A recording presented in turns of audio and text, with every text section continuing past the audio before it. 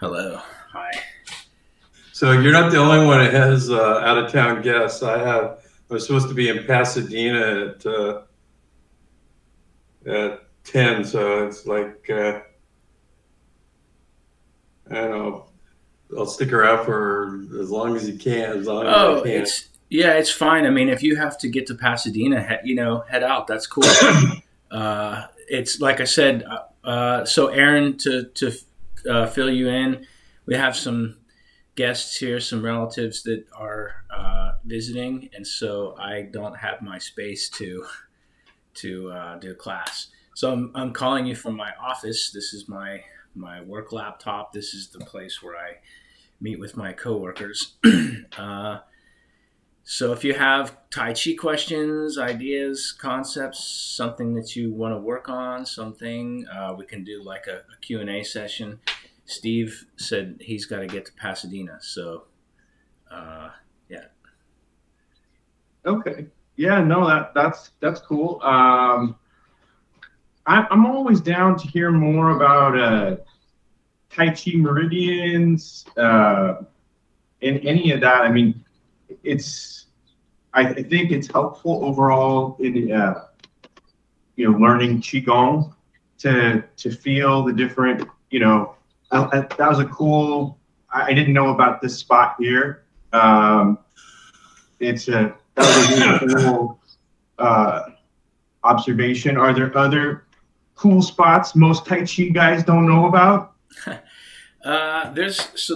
There's considered to be 360 main acupuncture points, and as far as for Tai Chi, for martial arts, a lot of times those points are considered for striking, and most of them they're fairly well known, like that. There's point Yeah. on the temple, right under the nose, at the under the jaw, right here on the jaw.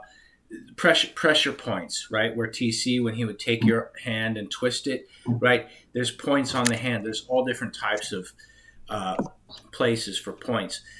There's some martial arts ideas for points is like if you can activate like ten points at the same time, like a high number like 8 or 12 points, something like this. You can overload the system and just cause the person to drop. This is in Bagua a lot of times why they use a slap, because you can hit a whole bunch of points at the same time if your hand's very relaxed, and it gets that kind of wrapping power, and you can get that. It will You can drop somebody with a heavy slap. So Especially if you get them the in the ear. what's that? Especially if you get them like The right. ear, right? Like two winds in the ear, right? We have it's not two winds in the ear, but in the third section where we have this block and we have this open kind of strike. That's so this can be traveling aerodynamically, and then when it hits, it opens, right? So this thing from the in the third section, there's a foot that happens in there as well, right? That this comes over and this hits in the side of the head. So the main points TC would talk about, obviously the Dantian at the center, the top of the head, the base of the torso, the palms, and the feet. And so if you think about the Lao Gong, the point on the surface of your foot here, right? Mhm. For Tai Chi practice, without having to have any like special, like where does that line go? So if you follow that line, be a good time. This is actually kidney meridian. So my socks have like a little logo. Just underneath that is where that point would be in the center between these two sections of your foot. You have like a center point, and that comes over and it comes up and it actually wraps around this little like sort of tennis ball sized joint that you have here on the ankle, and it comes right up the inseam, right up the inside of the leg. Exactly, if you have pants that have a seam, or you split your leg in the center, all the way up to the center on both sides, and so that's the external meridian, and kidney meridian then from the center internally goes up internally and connects to your kidneys in the back. So if you know where your kidneys are, You can take your hands; they're about the size of your fist, and massage the kidneys, working inwards and downwards. Your kidneys kind of look like a river delta this way, and the body absorbs the liquid and filters it down into the ureter, right? The urethra down into the bladder. And so you want to be working, massaging inwards and downwards for the kidneys. And then also internally, so the kidney meridian also, in Chinese medicine, everybody has 4 kidneys. For men, we have the external, the gonads, and the kidneys. And for women, it's the kidneys and the ovaries. So for men and women, it's a little different. It comes up. It actually connects to the sex organs, and then to the internal kidneys. And then there's a center line for the kidney meridian that actually runs up and connects to the base of the tongue. So knowing this, you can connect your brain to the ground chi through that point. But for your Tai Chi practice, when you do your stepping, you can think of activating that meridian, right? In the beginning, we get people to grip their toes and pull in their heel to get the sensation. TC would sometimes talk about like a plunger or a suction cup. But later, you want to be doing that with your chi, drawing the ground chi up into the system, and then also connecting your chi to the ground chi for like a type of chi lock as well. So that's kidney meridian. And then the other one, and we can connect these as well internally, is this point here on the palm. It's called Lao Gong, which is the one on the foot. Yang, my Chinese is really terrible. Yang Quan is bubbling wells, and you can connect that to your kidney meridian because bubbling wells is like water. So kidney is a water element, water meridian coming up. And then this one in the palm is, we see this point in like science fiction and comic books, this kind of thing. The Spider-Man can put a webbing to go out. Iron Man shooting lasers or jet blasts or something. Everybody has something in the palm. And so this point is actually on the pericardium meridian. And so it's the meridian runs sort of through the middle finger, through the center of the hand here, and comes up right along the inseam. So on the inside, the center of the forearm, and sort of splitting the bicep here and going internally and then connecting to the pericardium. And the pericardium is this sort of bag around the heart. It's like a protective. You can read more about this both in Western medicine and Chinese medicine. I'm giving you kind of an overview, a concept. But this bag that surrounds the heart is electric, and it can deflect electrical impulse and stuff, protecting the heart. So, and this is, so for these things, the same thing, when we're doing this kind of standing, when we're holding this circle, you can keep energy running. When we talked about, feel the water on the inside of the vessel, on the inside of the jar, and you have this and you feel that, that's this energy here connecting. So we can connect those points by bringing energy up from the points in the feet up along into the center line and then out to the hands. We can bring it, like we said, the kidney meridian comes up, connects to the base of the tongue, which if we connect to the roof of the mouth, we can connect up to the top. So how you connect these points is sort of one area of the practice, knowing where the points are, what they do, how they connect to each other. Kidney and pericardium don't really run into each other, but we can use this this sort of intersection in the center to have a focus to get energy to the extents, to the extremes, because this is what we're looking for in the Tai Chi, is to keep power going all the way out. TC would say power to the fingertips. Anyone remember him saying that? Say like power to the fingertips. What does that mean? It means that the hands, they have power. Like when you raking leaves in the fall, leaves changing, and you have a kind of rake that has a pressure. your fingertips, when you're doing crane, they have that extended, the back of your tendon power. You see these lines on the back of my hand, those straight lines, that's tendon. And so we want those tendons to be full and expanded. It means power is going all the way to the fingertips. So for martial arts, for Tai Chi practice, you can use the ones on the feet for rooting and for maintaining your grip and strengthening the leg when you need to be balanced on one leg and have the other leg up. And you can also drain all the weight, all the chi, all of the out of the standing leg. As your leg goes up, you're practicing Jinji Do Li. You can empty the empty leg. And then for the hands, remember, one of the purposes of Tai Chi is to cultivate the ability to move chi outside of the body. And so this is sort of a higher level practice. In the terminology, when the chi is inside of your body, it's called chi. But when it goes outside of the body, it's called jing, right? It's referred to as jing. And it's still the same concept of energy, but we would maybe define it like something like you have the potential, and then you have what happened with that potential energy, the jing. And so some people interpret jing as directly as the impact, kind of like fa jing, which is fa is like to show, like display of power, we might say. And so in our form, we have something at the end of the form. We practice the punch right, punch left, and then return.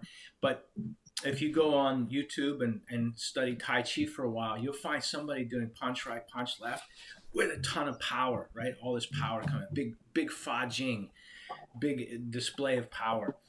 And so we want to cultivate that to become more and more subtle, to be able to move our chi outside of our body.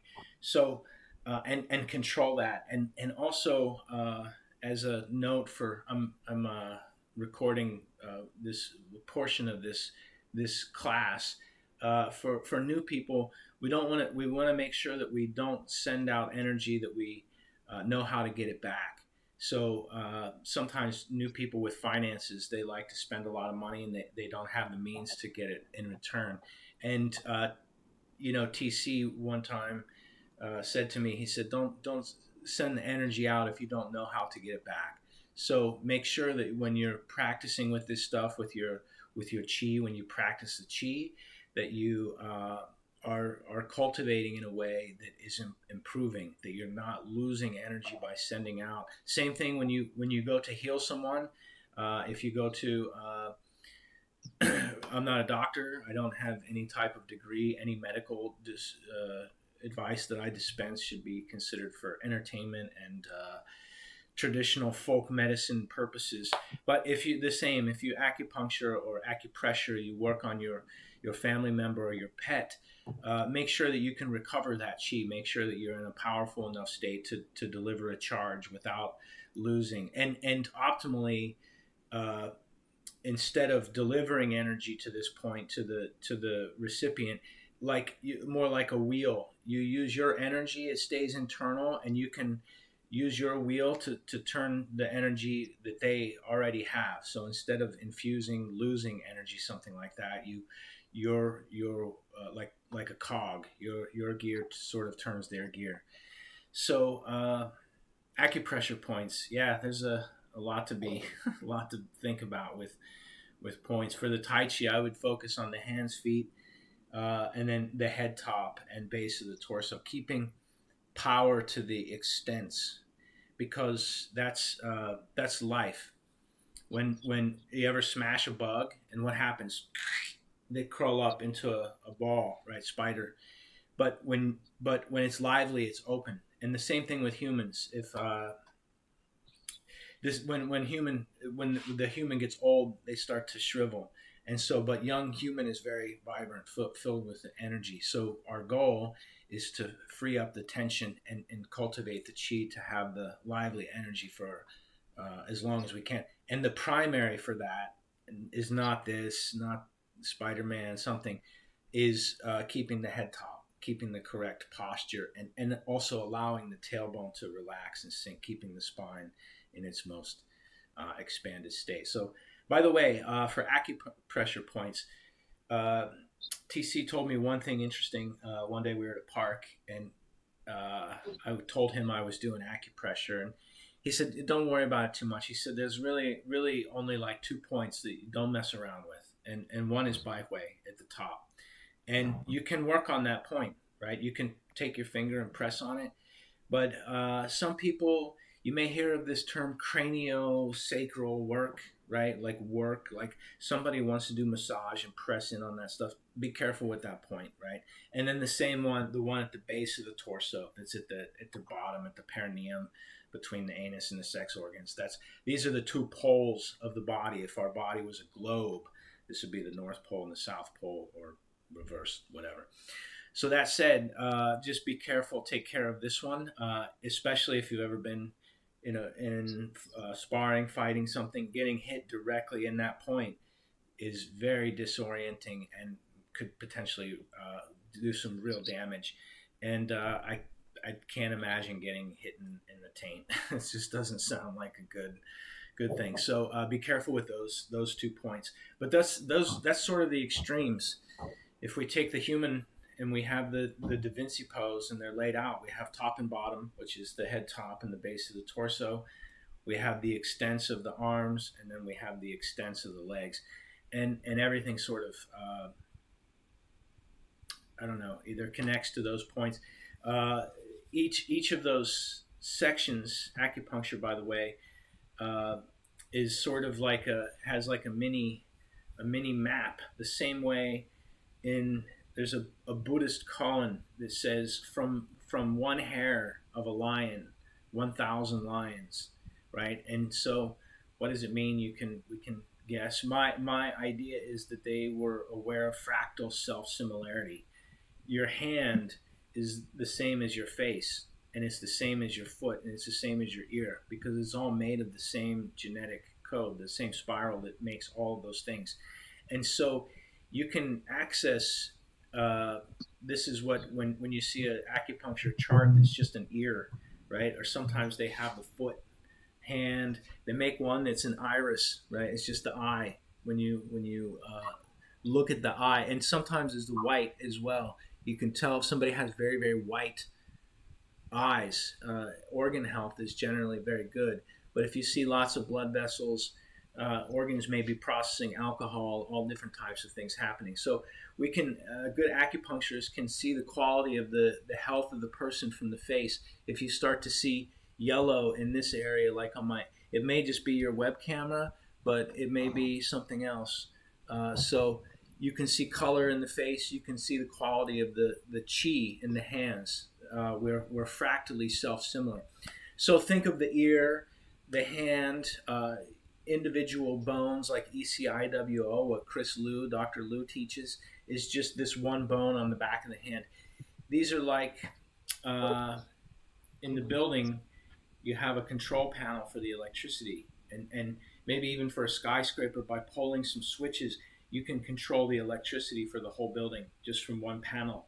And so we can think of sometimes these things as like an access point for the whole body. And pardon me, that's a class for a different for a different time. But how does that, as far as you have a question about acupuncture points for Tai Chi? Yeah, no, that was good. TC always taught for basics of learning Qigong, that just a basic breathing technique of drawing the energy up the meridian you spoke of, and so on an inhale, it's up through the center of the legs, up through the arms, in from the top, and then obviously in from the bottom. Collect in Dantian.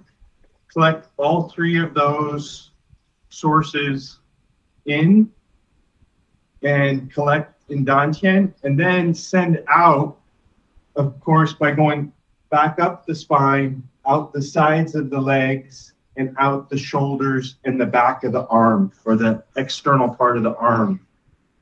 And so I do some version of that when I'm breathing and when I'm doing Tai Chi, but it's not very precise. Like it's not because I don't know the different Chi meridians and all that detail. Um, I just wondered, is it important to incorporate in more detail or So yeah? you can, but you don't need to. And what I mean by that is, so there's one thing that TC taught, and the way that he taught me the acupuncture system was through the Sansu form. So I don't know if you ever had a chance to do the Sansu form with him. I learned both the A and B side, and that was a long time ago. That was 14, 15, maybe more years ago than that. It was a long time ago. But I remember the system. I'm certain if I saw a list of the postures, I could recreate the form. I haven't done it in probably 6 years or more. There was no one that was able or willing to learn it at the time because the Sansu has an A and a B. There's two. It's a two-part thing. So there's an A side and the B side. For instance, we talked about the opening step. In the A side opens with the left foot. The B side opens with the right. So both people they're mirroring each other. Right? That's right. Yeah, that's the first one is Shambu Shui, right? Shambu Shui, which is straight step punch. It's not. I'm using like the Cantonese version of the Shaolin style that I learned, as they call it Shambu Shui. But so and that one, by the way, is the second one is the second meridian because the first one when we open either from here or from like a regular stance is before that's happening, we're doing the internal circulation. So energy's coming up the back and down the front, and up the back and down the front. And then when we want to stop, we bring it just to the third eye point. And the point that we had talked about last week was gallbladder meridian, which comes off the corner of the eyes. And this is a unique one. You've seen it on the porcelain dummy. It comes over and zigzags back up and back around. It comes down along it goes inside and comes down along the side of the body and right along the outside of the leg, right? So along the flank, the outside of the leg here, and goes to the outside of the foot. And so that's when we're opening that meridian we're activating that. The chi goes into there and we're strengthening that. And then the next one is liver meridian. So coming off of the toe, the energy coming back up is after we've opened, we use that pressing from that toe to bring energy back up to liver for this punch. And so, and then from there it goes, what's the next one is large intestine. So from liver, large intestine goes out. So after we have the punch, we have this turning thing and we bring energy up this way. So we can do that. You can do that, but you don't, it's not required. And that Sansu, I was trying to teach people when I was in LA. I was really, I don't know that I'm going to post this video online. I've talked about too much stuff that's not for other people. So that said, I tried to get Tommy, I tried to get Paul, I tried to get Jeff, I tried to get anybody. Anytime new people would come and say, "Hey, I got this thing to work on," and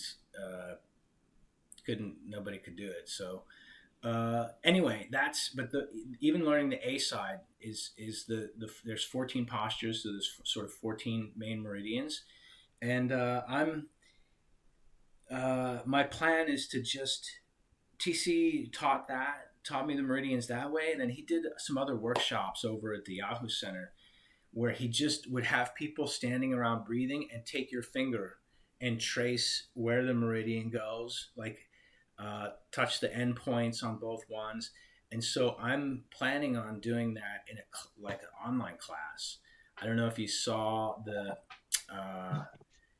I put the first one up. It's called like Wu Xing, like Introduction to Acupuncture or something like that, because it's based off of the five elements, the Wu Xing. So, How many primary meridians are there in the Chinese system? So it's like I said, I would say 14. It depends on how you break it down. in so some people say 12, and 12 based off of the organs. So each organ has sort of like a complementary organ that's also the same meridian. So you have your liver and your gallbladder; those are wood, right? So that's two. Liver and gallbladder is wood. So for each of the five, there's going to be two. So that's 10 plus the main two, and then there's some other people that consider internal ones as 14. So, but in the whooshing, the five with the five elements, we said there's two wood, which is liver and gallbladder, and then you have metal, which is lungs and large intestine, and then you have earth, which is your stomach and spleen, pancreas complex, right? This yellow side over here, and then you have fire, which is heart and small intestine, and then you have water, which is your kidneys and your bladder, and then you have like another. This is like the some people classify the pericardium as an organ, and there's something called triple heater. You might have seen this in acupuncture text. They call it the triple burner or triple heater. This is a weird one, but inside of the three cavities, your head, your upper torso, and your lower torso, you have sort of like a bag that's like protective from outside stuff. I'm sorry, I'm using the very generic. I don't know the medical. These things exist in Western medicine. You can look this up. In fact, I was talking to a surgeon one time about this, and he said, "How do you know about this stuff?" I said, "Well, it's in acupuncture." So you have a liner for your brain, and you have a liner for the upper body. It's like a garbage bag that prevents other stuff from coming from the far outside. And then you have another one. It's like a rubber sack that contains everything down here. And those three things are called the triple heater, or triple burner, or something like that. So that and the pericardium are considered a group. And then the main two, the Dumo and Renmo, the ones that come down to the front, and the other one comes up the back, right? These two. So and the system that TC taught is really crazy. They're all connected. So when you bring energy up Renmo, you can go to gallbladder, and it goes to gallbladder, and then you bring energy up from gallbladder to liver, and from liver to large intestine. To lungs, from lungs to large intestine, from large intestine to stomach, from stomach to spleen, from spleen to heart. They're all connected in this really, really cool way. And so if you reading about this type of stuff, is the small one just up the back and down the front is called the microcosmic orbit, or small circulation. But when you run the energy through all of them at once and return it back to the front, that's the big circulation. And one teacher said this is a way to really extend your life for a long time, because you're keeping your internal organs healthy.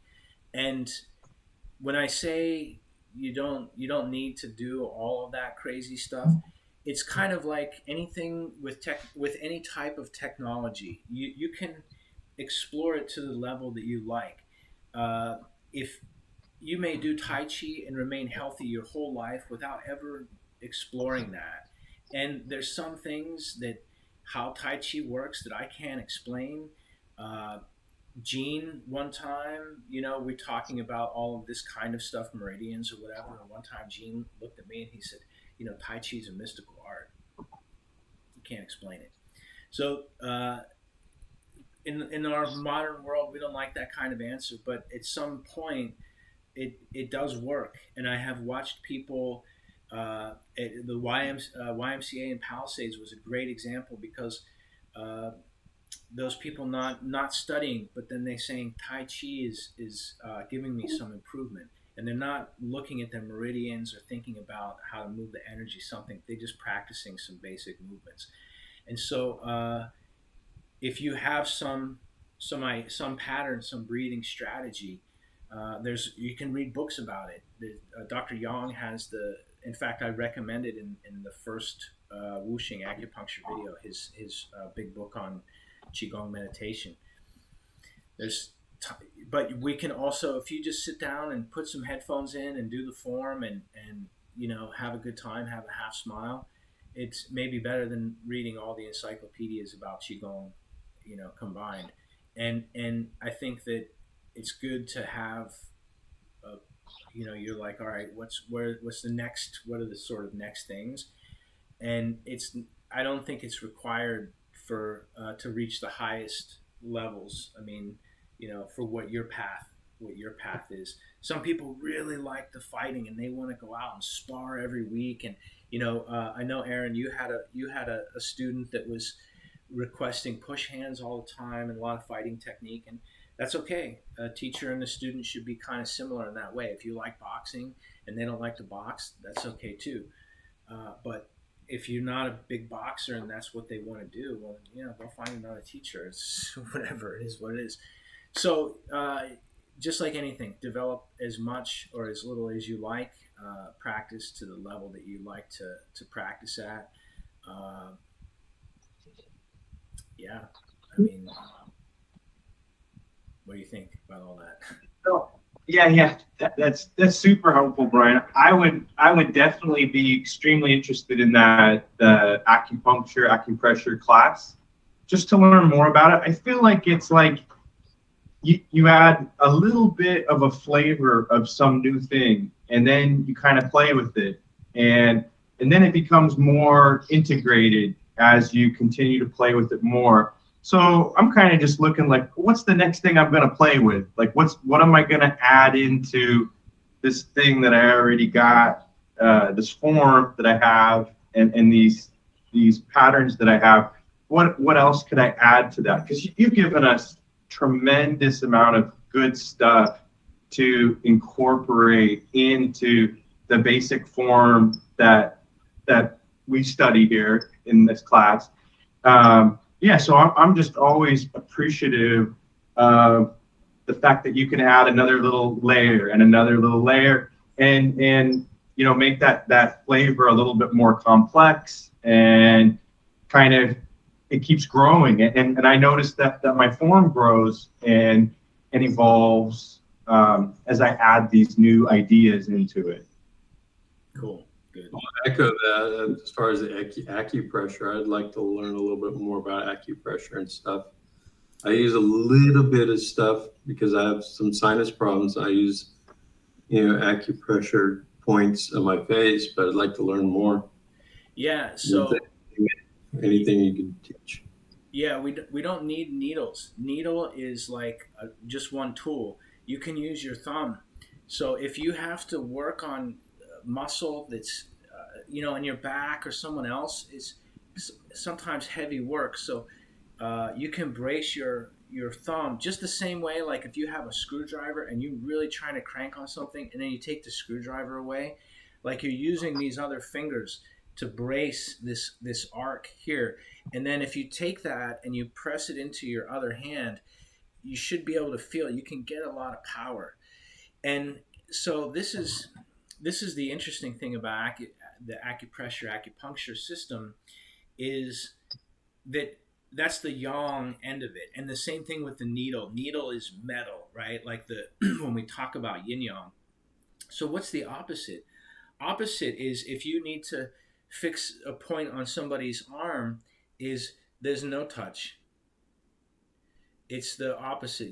The energy is traveling without touching between the 2 points, right? You may feel and sense some information from them, and you may press, put your chi, project your chi, something like this. So the no touch is the yin, or even better yet, even more yin. What's even more yin than no touch? You just do it with your mind.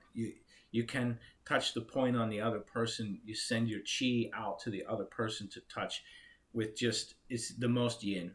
And even more yin than that is, you don't do anything because the nature will heal itself. It says the master does nothing, therefore nothing is left undone.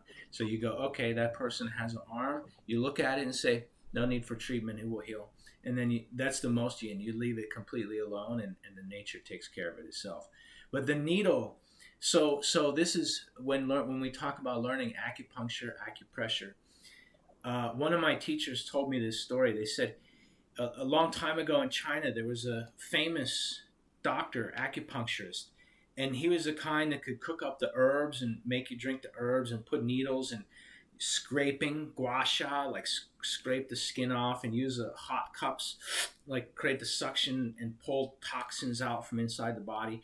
And he had fantastic robe with this, and he was the acupuncturist, the doctor for the emperor. And one time the emperor became so ill, this guy did a surgery to treat the organ, and this was a long time ago before they have anesthetics in clean room and surgery room where they can safely do this, and this guy could do the surgery. And my teacher said that's one kind of doctor, that's one type of doctor there is in the land. And she said there's another kind of doctor, and this one has a sign on the street, and the people come and they give the money, and this one also knows how to prepare the herbs. They don't put the needles and they don't do the surgery, but they make the herbs and they have the qigong, they have some qigong, and they have something they do, and their patients come and go and get better and get sick. And she said there's a third kind of acupuncture doctor, and they live on the side of the mountain, and their patients don't even get sick. They don't even know who their acupuncture doctor is. Huh. It's a different kind of. So this is a yin and yang. This is two different types of medical practice, two different types of practice for people. And maybe the people on the mountain know more than the surgeon. We don't know, but we know that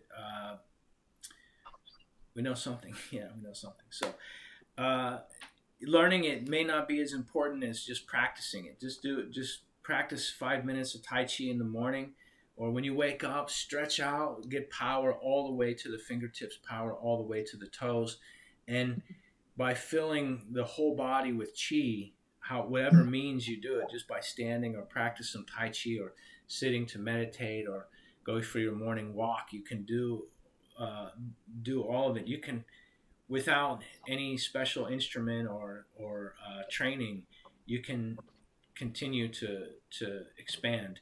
It's only if you I like to think of it like when I was a kid.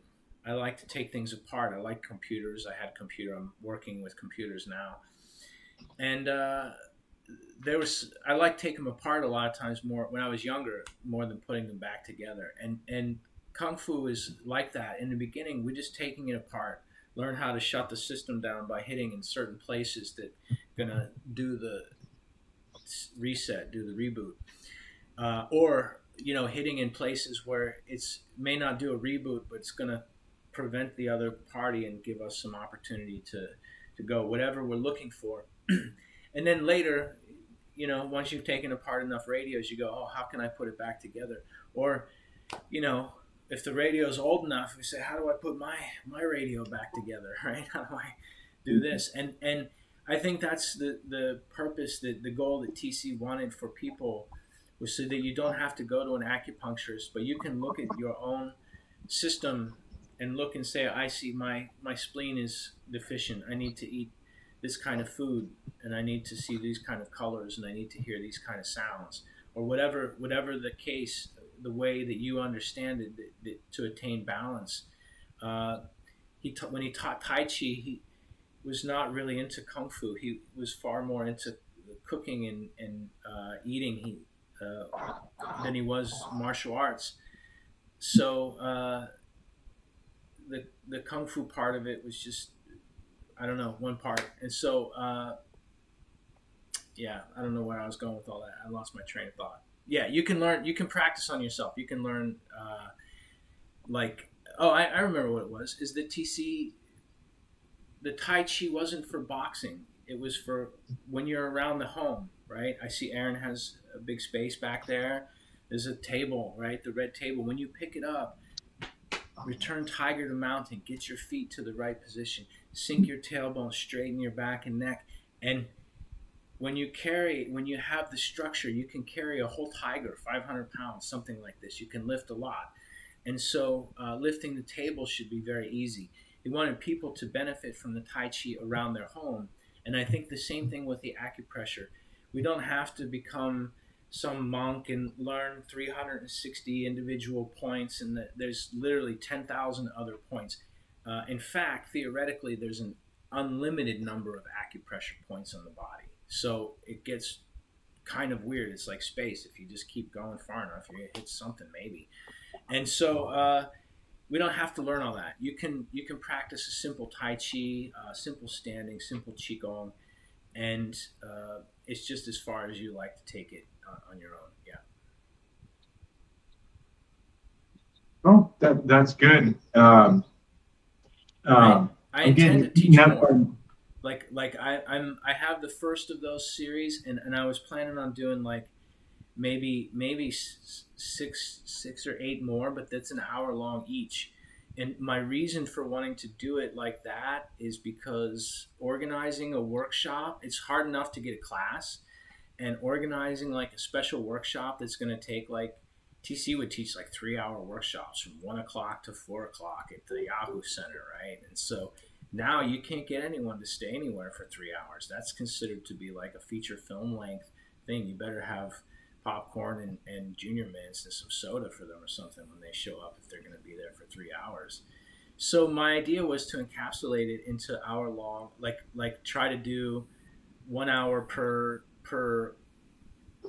element. So like an hour for wood, and yeah, so that's 5 for that. But I have another hour for the intro, and then another hour for like kind of a wrap up. I think I calculated like 6 to 8 hours of material, and that it's a lot of stuff, and I want to do it. It's I have the first one up, and actually I could use feedback on the first one. I have another way that I think I want to try to do it is like a Q&A session, because when I teach this stuff in person to other people, a lot of times they ask me a question, and they're brilliant questions, right? Like Aaron's question today. He said, like, tell us more about points. Like, okay, is it are we knocking people out? Are we charging people up? What are we how are we using the points, right? This kind of thing. So Q&A session would be cool, workshop would be cool, and then getting all that material in one place to where it makes sense, and in a timely way. So the first one is up. I haven't got a lot of feedback about it. Everyone that watches this says, I love it. Okay, cool. Me too. What can we improve? What's the way to improve? I'll add one more video request to the series.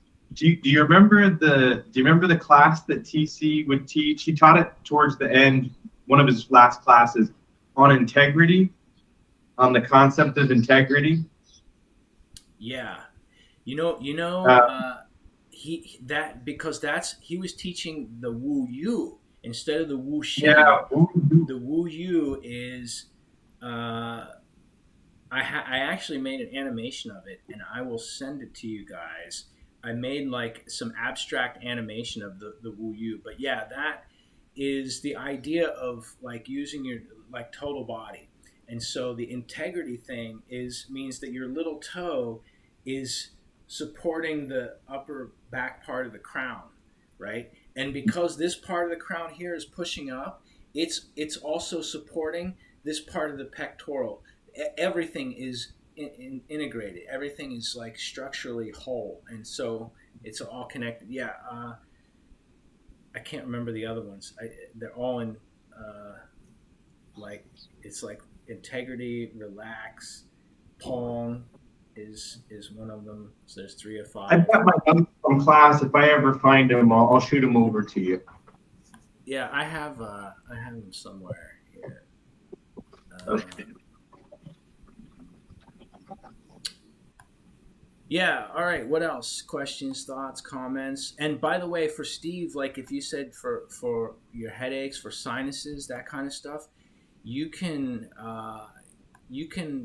a lot of times just find those types of answers by looking on like Googling for some results. and then Well, I did that on, I mean, because I have like, during allergy season, it's not headaches. I get, it's sinus draining. And so, I learned Yeah, how me too.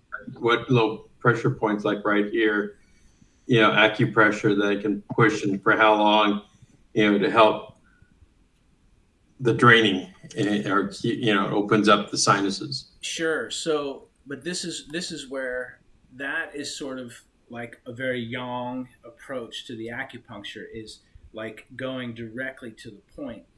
The yin approach would be maybe doing something on the opposite side, or if you once you start to learn where the meridians are, you go, okay, this is stomach meridian here, and stomach meridian actually goes down and connects to like third toe. So you may work a point on that third toe to like cause the energy from the top to drain out, kind of thing. Like there's like a lot of uh, by the way, this is a note saying we have 10 minutes left. So but like Dr. Lou, the acupuncturist, he Junior, like he was like a sports medicine, like he's considered like external. Like if you have like for my leg when I had like the surgery and broken leg and stuff, he can put that stuff together great. For sinuses stuff, maybe he's not as good at. His dad, on the other hand, specialized in like neuro stuff.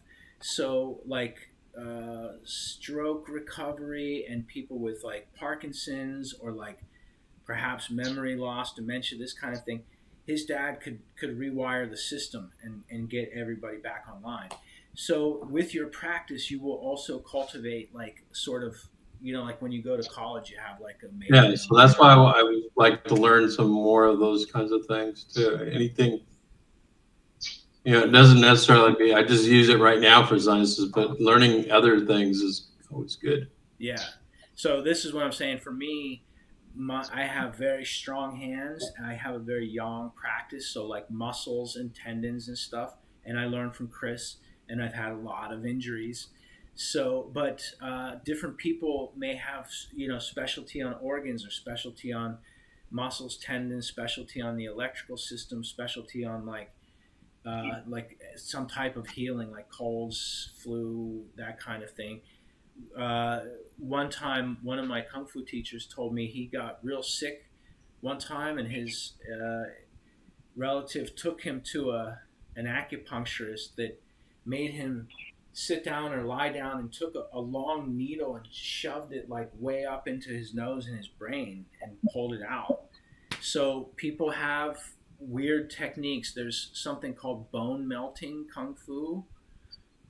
Uh, you can use this for bone setting, right? You can use it for a lot of different things. So, uh, yeah, and like I said, I can try to teach you. I want to remind you what I said earlier about TC's words. Like, you really can't do too much damage just by pressing a point or a couple of points. You're not gonna connect up the irreversible connection that knocks you out. Not likely, right? It's not. You're not gonna. You can't hurt yourself with acupuncture, acupressure maybe the needles. You need to know how deep and where they're going and what they're hitting and stuff. But if you're just doing massage and it's like even if you're just trying to you connect up some points, you figure, you know what, he said something about stomach meridian and sinuses, I'm going to look that up. You may connect up some points and press them. You won't hurt yourself and you won't put anything out of disorder. Just don't mess with the big ones, the top, at the very base, your dantian, right? Like don't mash around. You can think your mind there, but like don't hit yourself too many times there, whatever. On this, don't touch your spine or your skull too much. Like generally leave that stuff alone. Chris Liu told me he'll never put needles in people's faces. He doesn't ever do face work because he just has his reason for it. But you may have some different idea. You can apply pressure there. It's your own personal practice, and you. I guess I'm just saying you won't hurt yourself by exploring, you know, with it. and especially the more yin that you are, the more it's like a thought thing, and the less it's a needle, the safer that you'll generally be. Yeah, and that's by the way, I'll end with a quote from Master Sue. With anything, she says, "Safety first." If And a quote from Shunryu Suzuki, he said, "If your practice makes you worse, what good is it?" That's not a verbatim quote. He says it a little differently, but we should practice. Master Sue says safety first, and the second one is improvement. We shouldn't be getting injured, and we shouldn't be going backwards. If we're going backwards, it's like drawing a bow. It should be like drawing back to get forward. We go back to stand in a deep horse stance, or just do the basic standing for some time to prepare for the next round, something like that. Return to the basics to advance. So yeah, cool. All right. Any thoughts, questions, comments, ideas? All right. No, Awesome, I'll save them for next class. Yeah. I don't know that I'll broadcast this, but I did send a link to the channel. So if you see that, and I will send a link to the first acupuncture class that I workshop thing that I did as well to you guys via email. Yeah. Cool. Thanks, Brian. Appreciate it. Have a great Sure, weekend. Yeah. Thanks. See ya.